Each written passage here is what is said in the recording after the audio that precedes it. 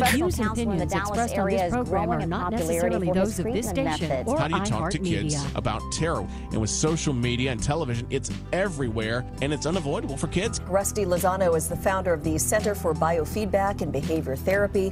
He's also been nationally recognized for his work with brain mapping. He's created a gym to work out the mind. His office features an obstacle course. Rusty Lozano is a licensed professional counselor, helping children with headaches, with anxiety, ADHD, and more. Here's where Lozano comes in. He teaches kids how to think their pain away with something called biofeedback. A North Texas therapist is treating patients in this unconventional way. We have Rusty Lozano who's joining us today. He's a licensed professional counselor. He put together an unusual treatment for teenagers who are struggling with mental issues, except he's taking this now a step further. Rusty Lozano, a leading therapist and pediatric biofeedback therapist based in Texas at the Center for Biofeedback and Behavior Therapy. And Rusty, thanks for being with us tonight. Rusty Lozano, a father of 4 and also a professional counselor in Texas, says it's all about being a credible resource to your children. The Therapy Hour with Rusty Lozano, your dedicated resource for mental health news, views, and tips you can use. Brought to you by the Center for Biofeedback and Behavior Therapy in Addison, Texas. And now, here's Rusty. Hi, and thank you for joining us today on the Therapy Hour. It is a sunny, bright, hot summer day outside. And if you're like me, I'm sure most people are like this. You know, heat can actually have a pretty substantial effect on our patience, on the way that we feel. It can make us feel tired. And of course, you don't want to be out there too long because you'll essentially start to not have a good time. So whether you're out doing an activity like being at the zoo or, you know, being outside with family, there's always ways to cool off. But, you know, we never really think about, you know, what effect it has on animals. But it's changing because, you know, I see on Facebook several different posts that actually have to do with animals. And one particular instance is now that, you know, animals are being left behind or dogs are in cars. People bust out windows and they rescue the dog from the heat. And so, you know, animals play a significant part of our lives. We even use animals in therapy. It's called animal-assisted therapy. And we actually bring dogs into a therapeutic certain situation, or you can even use horses. But they are our family. They're our friend. So how can we better care for our pets, especially in the summer? So here to talk to us more about this is Jacob Morales. He's a veterinarian from Parker Animal and Bird Clinic. How you doing, Jacob? Good. How are you? Good, man. Thanks for joining us. You know, I'm sure you hear a lot about this heat exposure and practicality of taking care of your animals, especially like when you're going to travel or if you're at work all day. What do you do? I'm sure you see all kinds of accounts coming into your place, yeah? Yeah. I mean, everything ranging from, I mean, the summer months are tough for, I mean, they're tough for the people, tough for the dogs, but there's always a handful every summer of, you know, people that just, and not because they mean to do it, but just for a lack of knowing or understanding, and they push the dog too hard or they get overheated or what have you, and, you know, and we get those cases. So yeah, and I'm sure that they're pretty prevalent, and you're not the only one. And sometimes, you know, people actually go out of their way to rescue certain types of animals, certain types of dogs. We hear a lot about, you know, bulldogs and pit bulls and how they're so dangerous.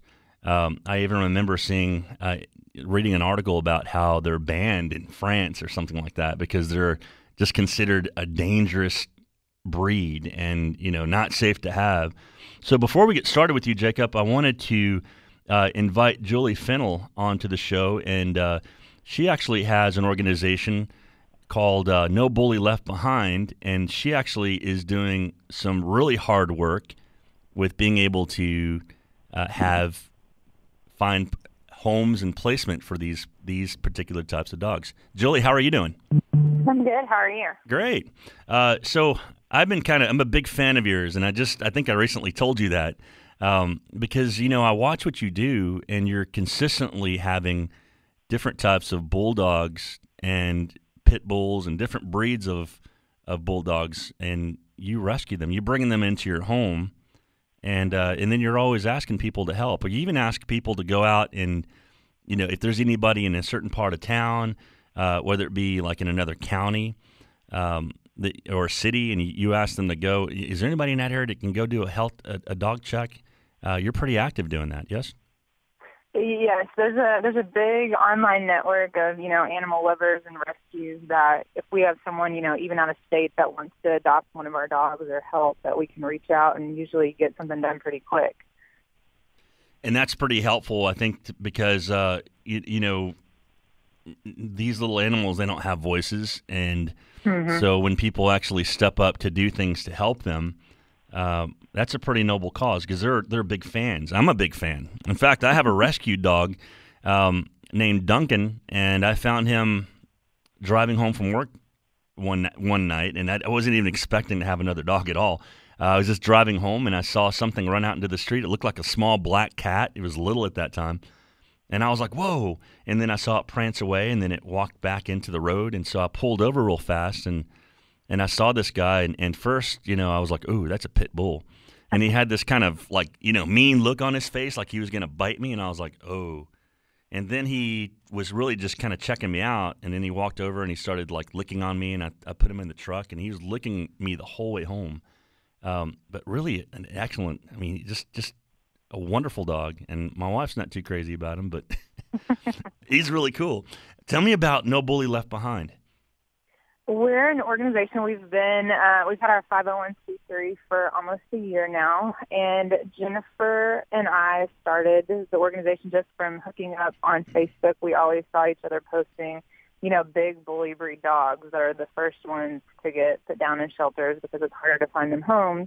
And we're both educators, so that's where No Bully Left Behind comes from. But we've expanded a lot in the past year, and we pull pit bulls, American bulldogs, any type of bully breed mix.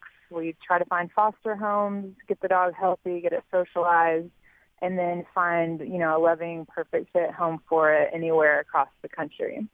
And recently, we've kind of found that it's pretty hard to find fosters for the breeds of dogs that we want to save. So we are opening a facility that will be open in the next few weeks in Oak Cliff, so we can have a safe place to house our dogs and socialize them and train them and kind of keep them in one spot so they don't have to bounce around from foster home to foster home until they get adopted into a permanent home. And then also so we can actually kind of focus on some community outreach programs to work with the real, you know, dog problem, which is kind of educating and helping people learn what it means to be a responsible owner.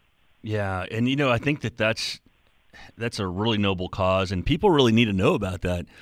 You know, I'm just thinking about my neighbor who actually rescued a dog, and they thought it was a bag on the side of the highway until they saw it lift up its head, and they're like, oh, my gosh, that's a dog. And it was actually laying on the side of a median, and they pulled over, and they rescued it, and it was a pit bull.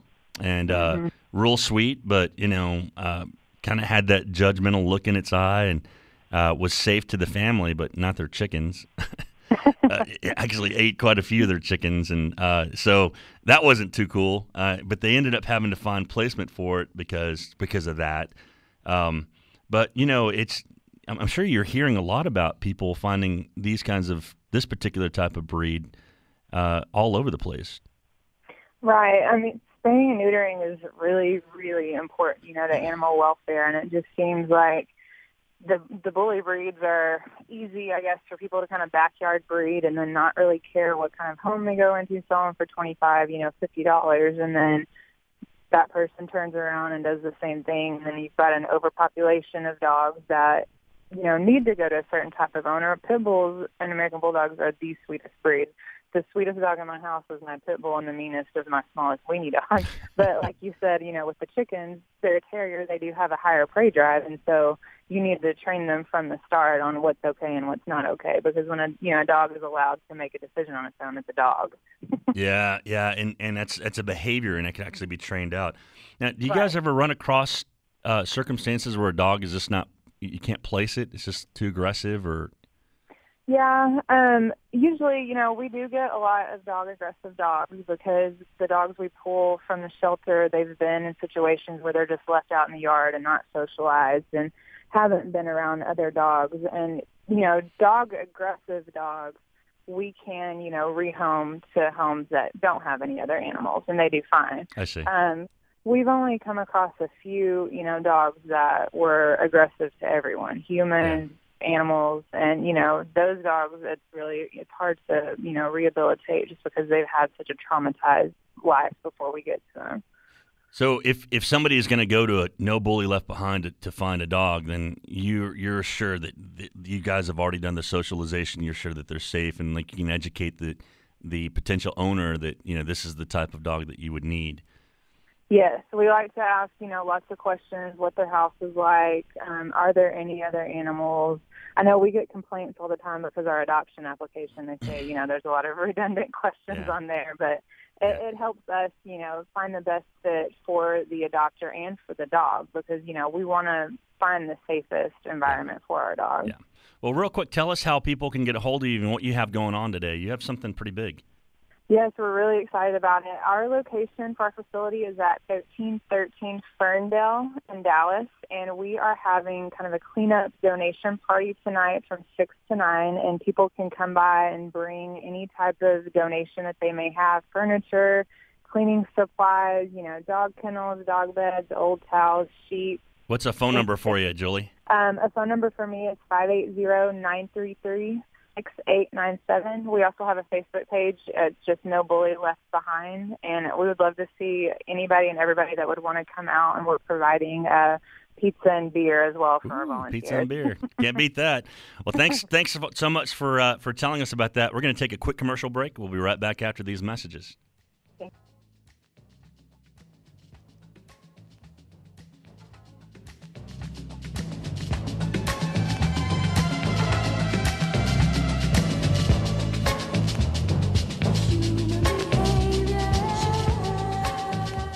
Hi, I'm Rodney Anderson, inviting you to tune into my daily radio show from 11 a.m. to noon on Talk Radio 1190 a.m. Listen in for sound financial advice, and I'll answer all your money questions and more, Monday through Friday at 11 a.m. on Talk Radio 1190.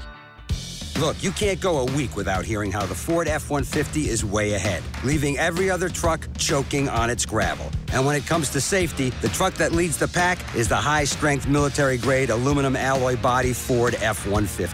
F-150 is the only pickup to earn both of the most important safety awards in America. First, it earned the government's highest overall safety rating, 5 stars, for all sides and all cab configurations. And now, F-150s earned the IIHS top safety pick on Super Cab and Super Crew with optional forward collision warning. The competition? Yeah, right. Just don't ask for both safety awards, because that ain't happening, pal.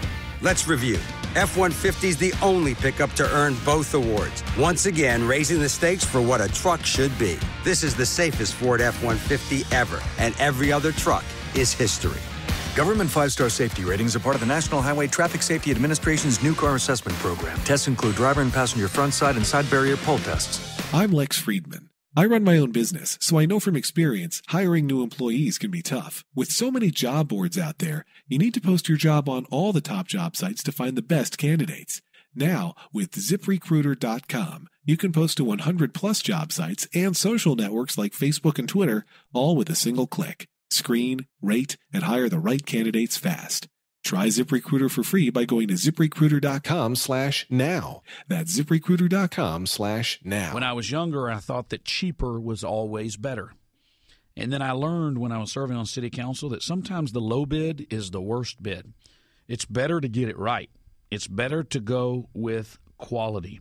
We've had so much rain in Texas over the last year. I mean, so much rain that if you have clogged gutters, your gutters aren't functioning properly, you're probably doing damage to your foundation. You're probably doing long-term damage. Call Leaf Guard. Their gutters don't clog, and if they ever did, they'll come out and fix it. They won't have to, but they'd come out and fix it for you free. This month, get 75% off labor and $200 Visa gift card with a qualifying purchase. Set up your free gutter inspection and estimate today and get a $25 gas card just for letting Leaf Guard show you how they can make your life easier. No purchase necessary. 214-504-2154. That's 214-504-2154. Or go to their website at guttersdallas.com. You're listening to the Therapy Hour with Rusty Lozano, brought to you by the Center for Biofeedback and Behavior Therapy in Addison, Texas. Hi, we're back. If you're just joining us on the show, we have Jacob Morellis. He's a veterinarian for Parker Animal and Bird Clinic, and we're talking about dogs and common sense do's and don'ts and maybes for animals in the summer. Let's talk about some of the common sense things that, you know, people should kind of keep in mind. We had a pretty good discussion like over the break before we started the show about, you know, different kinds of breeds and, you know, different needs and different environmental conditions that, you know, are necessary. What are your thoughts on that? Yeah, I mean, all those things. So we were talking about like different breeds that can, I don't know, thrive, but you know, do better than others, and ones that are going to be particularly having problems in this area. Not even this area. I mean, anywhere, kind of this time of year, really. I mean, yeah. So the guys that have thicker coats, longer hair, you know, those guys are going to have a lot more problems than the short-haired dogs. You know, without the thick undercoat, that sort of thing. Yeah. You know, one other thing too is considering like age of pet too. You know, I mean, I've got like a really old dog, and the heat definitely affects him much more than it does the younger guy. Right. So just all kinds of variables. I mean, and that's pretty practical, right? I mean, that kind of line of thinking. You know what I really feel bad about is like Siberian Huskies, and you know, and being in Texas, Siberian Husky in Texas. And, you know, but yeah, going back to what you were saying, you know, I make that statement that it's pretty practical, but then people really don't think about that kind of stuff sometimes. They think that, you know, a dog is tough and, you know, they can handle it. And so then they just kind of, you know. Yeah, a lot of people think for some, I mean, and I don't know why, but I mean, yeah, they'll say, oh, the dog is different from us or something, you know, but I mean, they're mammals. And so, I mean, rule of thumb is if it's hot for you and you don't want to be out there, then I would say certainly treat it the same for your pet.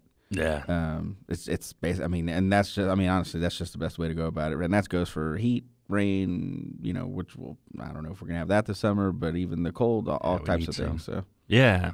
What about leaving your pet in a car? Yeah. Don't do it. Yeah. That's, I mean, the best thing is, it's just cracked windows. That doesn't really work. Cracked windows not gonna make a difference. Biggest thing is you just have to just make accommodations. Don't take them with you. Leave the AC running if you absolutely have to, you know. In your car, yeah. Yeah, and just, you know, again, anything that you wouldn't do with yourself, I would, you know, I'd just say kind of rule with them in that regard for your pet as well. So think about it as if you know, what you would be comfortable with and emulate that for your pet. Yeah. Same thing for like going to work at, you know, leaving the AC on at home. You don't want to shut it off because there's nobody there. Right. If you have dogs. Yeah, exactly. I mean, you know, there's probably some cases where the situation necessitates that somebody may have to leave their pet outside for whatever reason. You know, then you just say, hey, I got to take the appropriate things, right? They got to have shelter. They got to have shade, fresh water, plenty of it. Mm-hmm. And, you know, if you can get a fan or something on them too, that'd be great, you know. But yeah, the best thing by all means, even if it means having to say, well, he can't be loose in the house, put him in a crate. Yeah. You know, he'd be happier stuck in a crate and being cool than outside being free and being hot. So. Yeah, and that's not really considered cruel. To leave him in a crate. No, not at all. It's just a lot of people perceive it that way, but it's not. Yeah. Well, you know, I want my sister-in-law, my stepsister, my half-sister to hear this, because when we went on vacation, she's like, "It's cruel to leave him in a crate," and she let him run all over the kitchen, and dude, they destroyed our rugs. Okay, no. And it was like, no, look, they're they're cool. Like they have their bed, they have their food, they have their water. I mean, you can let them out to play, but you know, don't want full reign of the house, dude. I mean, they'll destroy everything. We have big dogs. Yeah. No, the crate training. I mean, one of the things I see people when they bring in a young pup or even an older dog who hasn't had training, I'm like, crate training is going to be your best friend. It's going to protect your dog. It's going to protect your belongings, and you know what? You can be at work or doing whatever you got to do with that peace of mind that, hey, things are going to be good when I get back, and they like it. You know, it's their little safe place. So yeah. No, I do agree with that. I've seen that even with my own dog. Like he preferred to hang out in his crate. I mean, he preferred his bed. It's like his room. Yeah, exactly. He has this like blanket in there, and you know, his bedding, and that's kind of what he prefers to do. What about taking walks and being outside, like going for a jog with your dog? I mean, especially with the heat, go early or go late. Right. Go early, go late.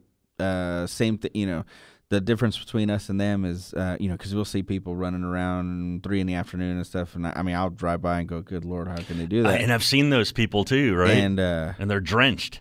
The difference is, and that's the difference, right? So the difference is that we sweat, and the dogs don't. The big difference is also we make the conscious choice to go and do that, and the dog doesn't. He gets pulled along. They're just going to go because they're going to do whatever they can to please you. But go early, go late, and make sure also that they're up for it, right? Like, I mean, you and I aren't going to go and try to run off 5 miles without working up to it. Same, how do you know? Same for the dog. I'm playing, man. Same for the dog, you know. So that kind of. I can run 10 miles. Right. I'm just kidding. When we get out of here. Yeah, I'll prove it to you. No, I'm just kidding. But you know what else is like the padding on their feet? You know, the concrete is so hot. It's like, wouldn't it burn their feet to kind of be out running around on the sidewalk? Yeah, a lot of times you just won't even notice it until the next morning, and it'll actually get so hot that the pads will peel off. Oh, Jacob, man, that's terrible. And there's nothing. I mean, there's really nothing you can do about that other than just time and try to. So it's literally like blistered and it's peeled off and it's raw. Yeah, the pad.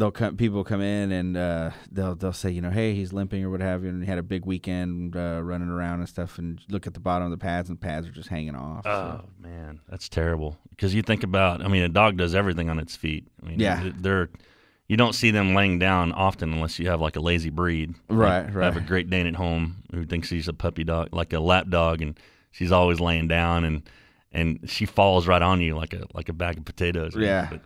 But they're rarely kind of like just sitting around doing nothing. You just have to, I mean, just all those things, and some of it's going to happen, and you just don't know.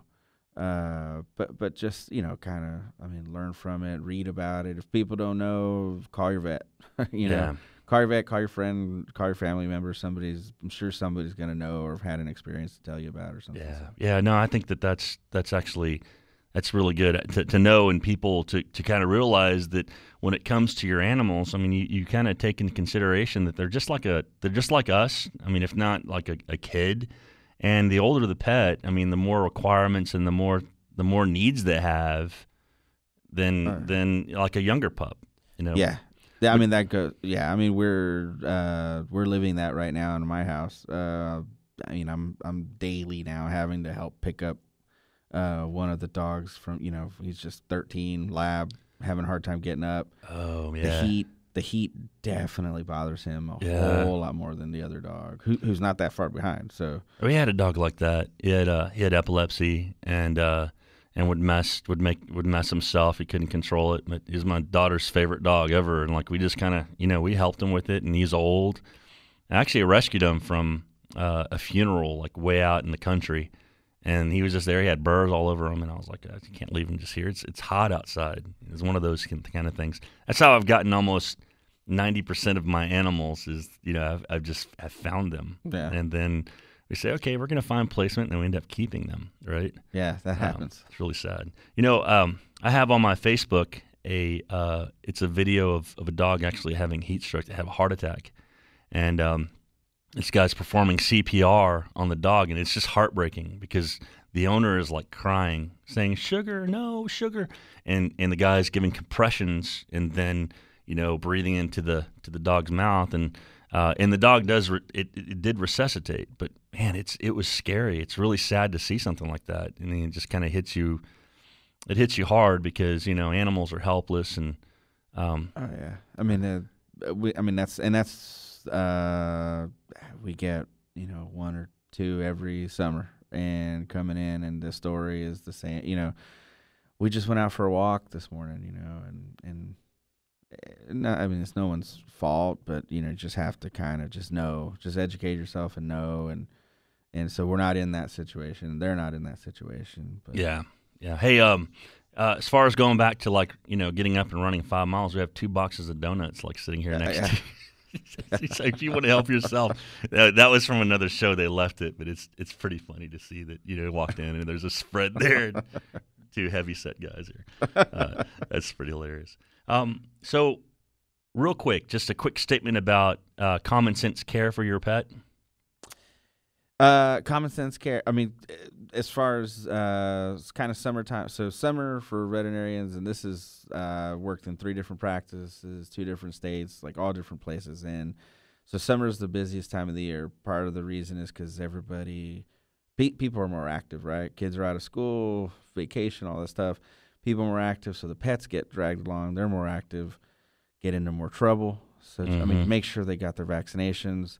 Parvovirus around here is all year long, but particularly ramps up in the warmer months, and it's just because probably of exposure and such. So make sure you get vaccines. Parasites are going to be at higher incidence right now, especially we just had so much rain. Yeah. So there's water places, fleas, ticks, all that stuff. That's a good topic. What we're going to do is we're going to take a quick commercial break, and let's actually go back to that. Okay. We'll be right back after these messages.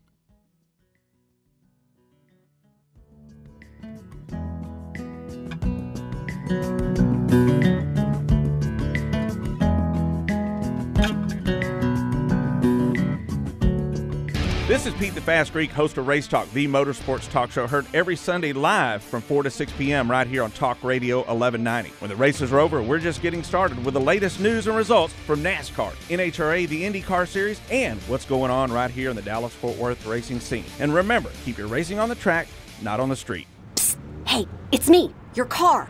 No, it's not the voice of your car phone or your GPS that gives you driving directions. I'm sorry to interrupt your tunes, but we need to talk. Take a look around. I'm not the new car I used to be. The season's dirt and mud really did a number on my carpet here. And that iced coffee you spilled, that didn't help. And with the rain showers and all, I know it's going to be a real mud bath in here. So do me a favor and get a set of WeatherTech floor liners. Got it? Now, how about a wash and detail? What do you say? WeatherTech floor liners and cargo liners keep your vehicle's carpet safe from spills and messes. Made of the highest quality materials and laser measured, WeatherTech floor liners are specifically designed for your vehicle. And they're made in America. If it could talk, your vehicle would thank you. Order yours today at WeatherTech.com or call 1-800-CarMats. WeatherTech. Complete protection, completely American made. Raise your hand if you think you know what identity theft is. Just kidding. This is a radio commercial. We can't tell if your hand is up.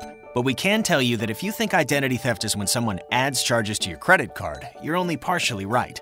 Identity theft is when someone pretends to be you, to open new accounts in your name, or any number of other bad things. That's where LifeLock can help.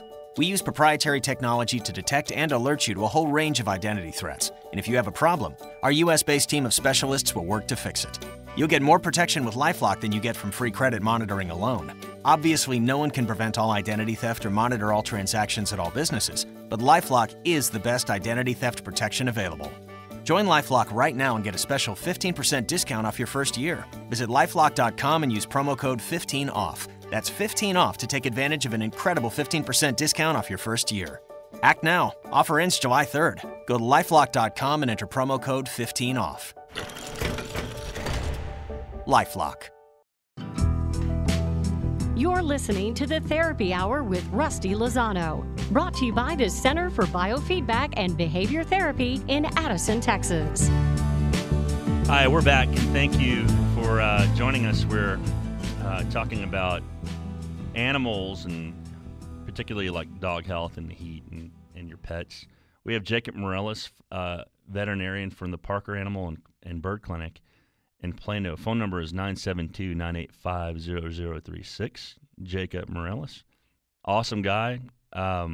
Real down to earth, man. And, you know, every time I talk to you, like the information that you have is just, you know, it just comes so naturally, and you know, you seem to have a lot of experience with these animals, and like your field, like you're good at your trade. Let's talk about preventative. So we started to kind of get into this at the end of the last segment. Fleas, ticks, heartworms, and you were saying let's pick up with what you were saying about parvo and how prevalent like it is right now. Yeah, I mean parvo. So parvo. I mean, just real quick. And parvo is a virus that attacks the intestinal tract of dogs. How does that contracted? Parvo. So they have to be exposed. They have to orally get exposed to the virus, and the virus is typically passed either 99% of the time in the stool of an infected dog.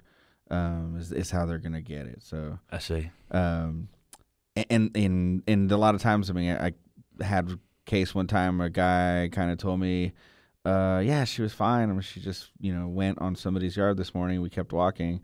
Well, that's the problem, right? So now if an unvaccinated dog walks up behind there, goes and, hey, that's interesting, licks the grass, now that dog's going to get it, and then it just kind of goes from there. Yeah.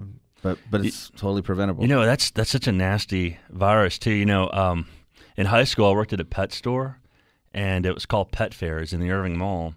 And they would get these puppies from breeders. And the guy would drive in from Kansas, and he brought in a batch of these dogs, and one of them had parvo, and it spread like wildfire. Like it went from that dog, because what happens is they have to clean those kennels out, and so we were kids, and we didn't know, and we typically just let them run around the back, and there's a long track of hallway, and we're cleaning out the trays and spraying stuff out with bleach, and but their paws are all like they're stained, and so they're several dogs, all of them were running back and forth, and we ended up with I think like 6 cases of parvo, and I didn't really know what that was until one of the puppies actually passed away, and somebody says, "Hey, that puppy doesn't look very good in there," and I'll never forget this, Jacob. And I looked, and the puppy was laying down on its side. This is like a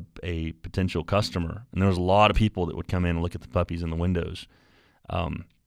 And I opened the door, and it was dead.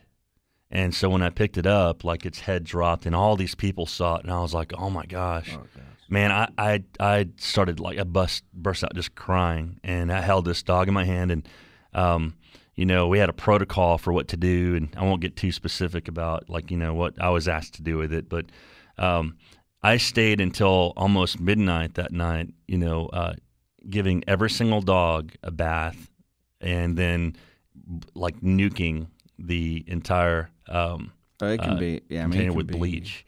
Devastate. I mean, that's the hard part is it's puppies 99% of the time, so puppies a lot of time until they get to a home, live in a highly concentrated area with other puppies who also don't have vaccines, and so I mean it's not uncommon just to have people come in from multiple pets from the same household, because people get multiple puppies sometimes, or even a dog park. I mean something simple as that. Yeah. I mean, what are the symptoms of parvo? What does that look like? Typically not wanting to eat, vomit, and diarrhea. Typically diarrhea with blood tinged diarrhea. Doesn't have to be. Yeah. But I would say honestly, kind of the way I kind of treated any unvaccinated dog that has those symptoms should be checked out. Period. But parvo pops up on the radar, especially kind of any dog up to a year. And one vaccine's never enough. That's the other thing that a lot of people don't realize. The breeder says, "Oh, they got their vaccines," but they're only 6 weeks old.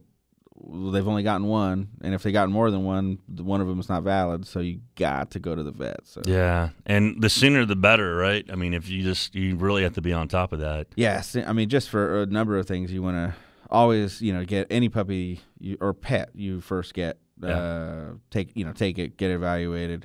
Let's look at the history for vaccines and everything, and that's when you're going to make the biggest impact for the animals, is in that first year of life with those vaccines. Well, what's crazy? My wife and I bought a dog, and and we bought it at some fair. It was a while back, and then I had a vet on staff there, and we did a health check, like when we bought the puppy, and took it right over to the vet and did this check, and came out clear. But then, like 2 weeks later, it had parvo, and so we then spent a lot of money to get this dog back on track. It's a little tiny dog.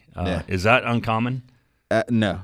I mean that because a lot of times, so what they'll come to you with it, after being exposed, and then and then they don't start having the symptoms. Showing the symptoms, not right away. Yeah, right. And so don't be too confident about an initial vet check, and it's clear, and then you can just kind of feel confident that he was already checked, he's fine. Right. He's acting a little different than I'll tell people coming in for the first time with us, I'll say, hey, today we're doing our first vaccine. Everything looks good, but you also have to be aware, you use discretion. You don't want to play with the neighbor's dog or your family's dog that they're vaccinated, their history, fine. But you don't need to be taking that dog on a walk. There's so many other things that you need to be training that dog to do that you don't need to really go out of the house too terribly much until we get a couple of vaccines under our belt. Yeah. How many is safe? Like the 2 rounds? Safe. Safe. You can start feeling comfortable. I would say gold standard is 3, getting on 4. 3. Okay. Yeah. And that's quite a bit at a time. Yeah. 3. So 3 of what we always say, distemper and parvo. A lot of people say 5-way or 7-way vaccines, what have you. And then rabies can only be administered by a vet, and that's usually after they're 3 months old anyway. So right, yeah. So you want to be careful with that. Let's talk about fleas and ticks. Fleas and ticks, prevalent here. We got the right weather for it. Humid, hot. Lots. Everywhere. There's lots of animals and everything. Yeah. One of probably the biggest misconceptions is a lot of people say, well, the fleas and ticks, I treat the grass. Yes, that does help, but those parasites are typically going to be, if you treat the pet, that's the best thing, because they're going to stay in close proximity to the animal because that's the food source, right? So really, I would say if you got to pick one or the other, there's really great products now that treat both flea and tick, orally and topically. Personally, I prefer the oral medications much, much more. Really? Just because you see them eat it, there's no question they got it. Right. Right. Me having little children, I don't want my dogs touching or my kids touching the wet spot on the dog's back either. So yeah, that's true, because some of that can be pretty hard hitting, medications. Yeah, it's safe. It's exceedingly safe, but less is better. So yeah, but definitely there's good stuff and that all that stuff. Go to your vet. It's over the counter. You don't really need a script for most of it, as long as you have a relationship with your veterinarian and they'll point you in the right direction. Yeah, that's good. That's good to know, because I think that there's some people that are actively very, very conscientious about their dog, and they want to do everything they can and health wise and make sure they're healthy, and that can really get expensive. And it can get expensive, and that's where you just talk about different options. Not all of them are for everybody. Just in our practice, I think we carry, 3 different varieties of everything, heartworm prevention and flea and tick prevention, because everybody's situation is different. And maybe this dog, he just will not take a pill. So, all right, well, we got something else, and right. Yeah. So. Different options. Heartworms. They're spread by mosquitoes. Yeah. So prevalent. Texas, probably number 2 state for incidence behind Florida. When we talk about that, it's real. My kind of little spiel that I tell people in the room, is particularly if they don't know about it, I say, okay, look at it this way. Heartworms is like changing the oil on your truck, right? It's the one thing that you have to do. Right. Out of all of them, that's the most important. That's it. Fleas and ticks are a nuisance, and I suppose they could be fatal in unbelievably serious cases. But heartworm disease is so easy to prevent, and it's not hard to treat, but it gets expensive. There's some discomfort involved for the pet. You just don't have to go through it. Yeah. So for a minimal cost, honestly, I would say. Are there symptoms of heartworms? Do you see? Thankfully, I would say 99% of the cases we diagnose with heartworms are just incidental positive tests. People rescuing dogs, people finding dogs, transferring from one hand to the other. Hey, I just brought this dog in. Let's just get them checked out. And they test positive. Wow. But, some symptoms you'd look for, lethargy, running out of breath. Sometimes people, a light cough, that sort of thing. But those symptoms typically are going to be it's pretty advanced at those points. They have clinical signs. Best thing to do, take them in. If you haven't gotten them tested, get them tested. It's a simple blood draw. Dogs don't even care about it. So don't have the mentality of they look fine, they're tough, and they don't need no heartworm medicine. They look okay. Yeah. Look, he's happy. These are things that you want to. These are preventative things, and totally preventative. Cost is going to be much less. Heartache's going to be much less if you just prevent it. Heartworms is not something that it's funny. I mean, we hear every now and again, isn't that just something that vets came up with to make money? No. That is not something we came up with. Yeah. It's real. Yeah. So. And you know what? And I've seen at a veterinarian office like a jar with heart in it with heartworms, and it looks like spaghetti noodles. And dude, it like creeps me out, like how nasty that can actually be. I mean, you think the drain doesn't clog right with just a bunch of the hair in there? Well, that could be the heart. So that's not going to work very efficiently. So that's crazy. Well, I'll tell you what, we're going to take a quick commercial break, and when we come back, we're going to finish up with our fourth segment. We'll be right back after these messages.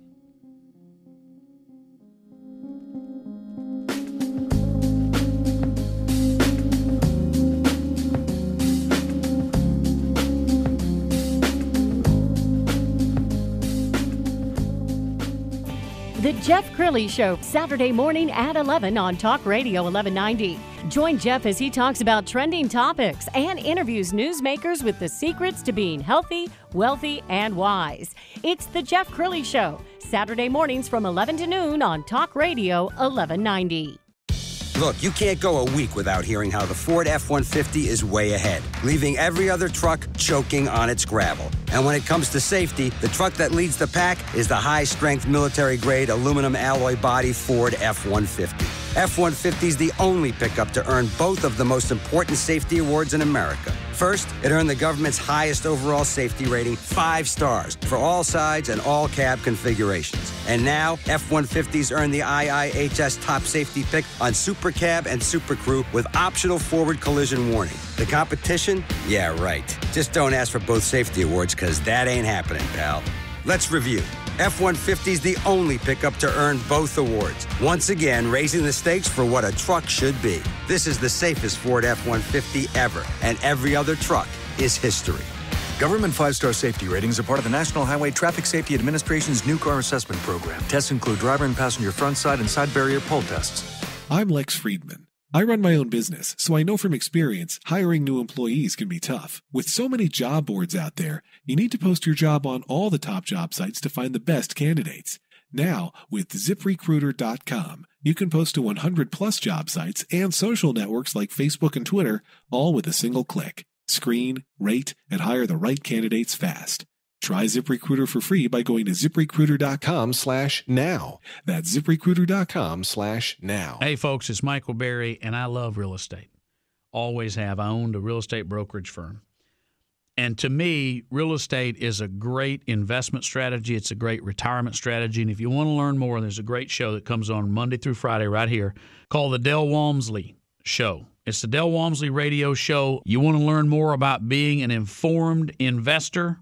You're going to love it. Listen to the Del Walmsley Show Monday through Friday, 1 p.m. to 2 p.m. on Talk Radio 1190. You're listening to the Therapy Hour with Rusty Lozano, brought to you by the Center for Biofeedback and Behavior Therapy in Addison, Texas. Hi, and welcome back to the show. We're talking about animal health. We've been talking a lot about dogs, and earlier on the show, in our first segment, we had Julie Fennell on. She's with No Bully Left Behind, and I just wanted to give you her information because she's having a beer and pizza party today. It's actually a cleanup party, and she needs donations for her project where she rescues bulldogs, pit bulls, and different animals. And her phone number is 580-933-6897. That's 580-933-6897. And her name is Julie Fennell. Really neat person. I'm glad we had her on. Let's get back to Jacob. And Jacob, let's talk about traveling in pet care. So some people, don't always, you can't always take your pet on vacation. Right. So, what are some options that people actually can do? So traveling, a lot of times, traveling with pets, probably above all, if you're going to take them, just make sure there's the proper accommodations for them, that kind of thing. Make sure they're updated on vaccines, because if not, certainly wherever you're going is going to ask to see something. Mm-hmm. Make sure that your dog is the type of dog that can do that. Some dogs, they're not going to do that. They're not going to have any kind of interest in doing whatever you're doing, and it's just probably going to be miserable for both of you guys. Yeah. I personally would, I personally I like leaving them behind. Yeah. They get a vacation. When you go on vacation, they go to a kennel. There's tons of them around, reputable kennels. Yeah. They get pampered and treated probably, with more fun things to do, I guess, than when you're at work all day anyway, so it's pretty awesome for them. When you said that, I thought you said crate. And, then I had to think about it. And I said, yeah, they're going to have fun. They get to go to a crate. The kennel is like Camp Bow Wow or like something like that, right? Oh, yeah. And now you got places that they'll, they even do you can go to the website and watch them on the cam and see what they're up to and that sort of thing. That's a pretty genius idea. Yeah. Our dogs just got back from one. They're indoor the whole time, AC, sleeping on these cots. Some of them leave the TV on for them. Yeah. We've been into one that has couches and TVs. Yeah, couches and TVs. Yeah. I think at ours, they were taking them out like 6 times a day for walks and socialization. Yeah. Which truth be told, they don't get that on a normal day, so they're pretty excited about it. Well, you think about it, and like you think about like a newlywed couple or a young couple. That's your first kid. Our first kid was a Chihuahua named JoJo, and he was our baby. We had sweaters for him, and took care of him. He was our first little practice baby. So there's a lot of care that goes into these little animals. Well, that's just one population. I'm sure a lot of people love their animals. But, right. I'm just saying, like, to the degree that, people are attached to their pets, their family, Oh, yeah. I think, their family, people, and people use the terms of, my baby, and people will come and tell me, hey, Sophie's mom called for you. It's not Sophie's owner called to check on her. Everybody. I'm like, oh, okay. Yeah. Thanks for letting me know. But that kind of stuff. Yeah, so. That's great. So, you don't necessarily have to take them with you. You can take them to a place like a kennel that has a facility. But let's say that people that do take their pets on vacation and take them with them. What can you? Like, how do you pack for that? I would say, try to keep things as close to the same as normal. As a routine as possible in terms of food and that sort of thing.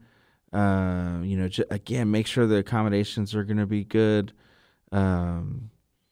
If there's things that you got to take, I guess it's kind of like a kid. If there's things that you got to take that the dog absolutely has to have that might make them a little more comfortable or something like that, that'd be fine. But just just packing, food or at least planning to buy it when you get there or something like that. Mm-hmm. Some people, I've heard of people even saying like, oh yeah, we take the dog with us and then put him in a kennel at the place once we get there. Yeah, I've heard of people doing that. And that sounds, to me, that sounds like a kind of the best of both worlds. It's a pretty good idea. And then if you want to kind of hang out with them, you pull them out for a little bit. Yeah. Hey, do you remember, like, it was a few years back, there was a presidential hopeful, and he's taking a family vacation, and he had a crate strapped to the top of his car with the dog. I don't remember that. You don't? And it was controversial because, it was strapped to the top of the car, and so there's the dog inside the crate. Yeah. And so that's not a very smart thing to do. No, that probably I would imagine you'd probably get pulled over if somebody saw you like that. Yeah, I mean, I think I remember something. I mean, kind of close to that. Dogs in the back of trucks. I mean, I even probably have friends. Scares the tar out of me. Yeah, I mean, that. I have friends who probably, man, it's fine. I don't know. I wouldn't do it. I remember seeing something in vet school one time. They said some percentage of, like 40% of all the dogs that the dogs that you see on the road that have been hit or something like that, is from that reason. It's like, man, it's totally preventable. Terrible. Yeah. Because they don't. I mean, they're so distracted by things and whatnot, and then I don't know. Some of them don't even know fear. It seems like Yeah. No, I hear you. Let's go back to something real quick about something we talked about over the break, but I want to use my own animal. I have this little cat at home, and I noticed that it has like these little lumps like on its body. Is that something that we should kind of get checked out? Yeah. Like it's on its shoulder, and it's like a little growth or something, but it's under its fur. It's under the skin. Mm-hmm. Well, yeah, I mean, depending on what it is, yes, I would say most lumps, I mean, unless it's just something that you just know that, hey, this is... this feels a little weird. Yeah, right? I would always get it checked out. I'll be honest with you, particularly cats. Lumps in cats are not common. Lumps in dogs are extremely common, but you can have a wide variety of lumps, and a lot of it, right, depends on where the lump is too. Yeah. As to how something that may not be that bad can be made really bad just by being in a bad location. Right. So yeah, that's true. Get it checked out early. Get it checked out hopefully when it's small. Gives the vet better opportunity to try to do something about it. Yeah, and that's like it takes just being a little bit more aware of like your animal, and just making sure you're on top of those symptoms. Yeah, I mean just being into. I mean I was joking with this about a client yesterday. Like I have a bad habit. I can't not examine like a dog the first time. If I go to your house, your dog comes up to me, and I while I'm talking to you saying, hey man, how's it going, I'm probably doing an exam on your dog. You're petting the dog, and then you go into your assessment. Yeah, but I mean, I'll tell people like, hey, just once a month, just kind of run your hands over the dog and just feel for stuff, and this way you eventually you'll go, oh, okay, that wasn't there before. Yeah. Some people are hesitant coming to the vet because they're afraid it's going to be very expensive, or it's going to be very painful to do something, or what have you. And then they come in and they leave and they say, oh, okay, that's not that wasn't bad. Yeah. Maybe they don't have to do anything about it, Yeah, yeah. Well, I think that, excuse me, pet care and just in general when you travel, and there's a lot of things that should be common sense. And when I say common sense, it's a live animal that we're dealing with, and there's some things that you would do and like some things that you wouldn't do with an animal, and even yourself. And so I like that how you've been kind of iterating this entire show, how if you don't like it and it wouldn't be good for you, it wouldn't be good for the animal. So to really kind of, help empathize and like, get an idea of how these animals are. It's just the easiest way to go about it. I mean, just if it's hot for everybody. Yeah. One thing a lot of people say, oh, well, the guys with the real thick coats, it insulates them. It keeps them cooler. Mm-hmm. That doesn't work when it's 100 degrees outside, Yeah. It's just not going to work. What about the opposite of that? Let's say that it is a thick coated dog and it's freezing outside. I mean, they'll be better off. Yeah. But cold is cold. Right. They do like it. A lot of dogs do like it at colder temperatures. But iced over and frozen? But yeah, I mean, that's not comfortable for anybody. Yeah. And sometimes it's hard to get footing and all that stuff. And so, and that's where it just comes in, just saying, you know what, just go as you would for yourself in that regard. And, just maybe just manage things a little bit differently and that sort of thing. Some people like to shave their pets. Some people don't. Yeah. I don't feel strongly one way or the other. I personally, we shave our dogs. Yeah. I do think that they are way more comfortable. You think so? After doing it. And you can make them look like a lion. And, yeah, you can do all kinds of stuff, mohawk if you want to. We had a Chihuahua that we did that, and his whole body was shaved except his paws and his head, and he didn't look like anything, and just looked like a fur flower or something, because his head was so. I mean, all the fur around his face was pretty big. Yeah. Jacob, how can people get in touch with you? So I'm at Parker Animal and Bird Clinic in Plano. We're on Parker Road, adjacent to Custer and Parker intersection. Yeah. Best way, phone number 972-985-0036. We do have a Facebook page. You can kind of put things on there, but by far the best thing is just call the clinic. We're really good about just talking to everybody, and if one of the veterinarians can't get on the phone, we've got like a team of technicians that's awesome, educated, and they'll guide you. And if you need to come in, they'll tell you that. So. Yeah. So how long have you been at this place? I'm finishing up 5 years at that practice next week. Wow. Yeah. It'll be a 5-year anniversary. Yeah, 5 years. Wow, So. that's cool, man. Thank you. Congratulations on that. That's cool. I mean, I've been out for 10 years, but 5 years to the practice. Yeah. So. Thanks for coming on, because I think that's great that you can actually kind of be here and explain to people like what you do, and like you know your stuff. You've been here for 5 years. It's you're a young professional, and you ever make house calls? No. Want me give your cell phone out? I could give it. Our practice is unique in the sense that you it's very easy to get a hold of the doctor should you need to. That's cool, and that's what you want. I mean, you want to be able to kind of call and at least have some way of at least feeling like your concerns are addressed and like you have a resource for it. Jacob, thank you so much for coming on to the show. You can follow us on Twitter or Facebook if you go to the Therapy Hour at Rusty Lozano with Rusty Lozano, and go to my YouTube channel, Rusty Lozano. Type it in, and it'll pull up all of our shows. You guys keep those pets safe because they are family members, and have a great weekend.